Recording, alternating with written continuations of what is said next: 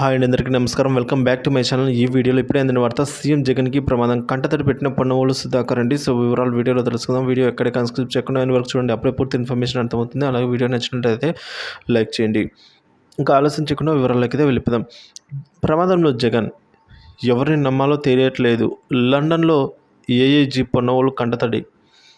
ఇక విషయానికి వచ్చినట్లయితే, ఏపీలో సార్వత్రిక ఎన్నికల పోలింగ్ ముగిసిన తర్వాత సీఎం జగన్ కుటుంబ సమేతంగా యూరప్ పర్యటనకు వెళ్ళిపోయారు. రాష్ట్రంలో ఎన్నికలు ఎలా జరిగాయన్న దానిపై ఐపాక్ టీంతో భేటీలో అంతకుముందే జగన్ కీలక వ్యాఖ్యలు చేశారు. అయితే గతంలో గెలిచిన 151 సీట్ల కంటే ఈసారి ఎక్కువ గెలబోతున్నామని జగన్ వారికి తెలియజేశారు. దీంతో వైసీపీ నేతలు, క్యాడర్ కూడా జగన్పై ఉన్న నమ్మకాన్ని అయితే ధీమాగా వ్యక్తంగా కనపరుస్తున్నాయి. సో ఇలాంటి సమయంలో జగన్కు నమ్మిన బంటుగా పేరు తెచ్చుకున్న అదనపు అడ్వకేట్ జనరల్ పొన్నవోలు సుధాకర్ రెడ్డి లండన్లో వైసీపీ ఎన్ఆర్ఐ నేతలతో భేటీ అయ్యి అక్కడ చేసిన వ్యాఖ్యలు కలకలం రేపుతున్నాయండి.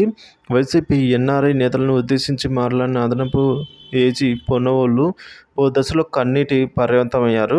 చివరికి సదరు నేతలు ఆయనకు సర్ది చెప్పారు. తిరిగి మాట్లాడారు. ఆయన ఎన్నికల్లో తమకు అండగా నిలిచినందుకు త్వరలోనే కలిసి విందు చేసుకుందామని చెప్పి భేటీకి ముగించారని ఇంతతో.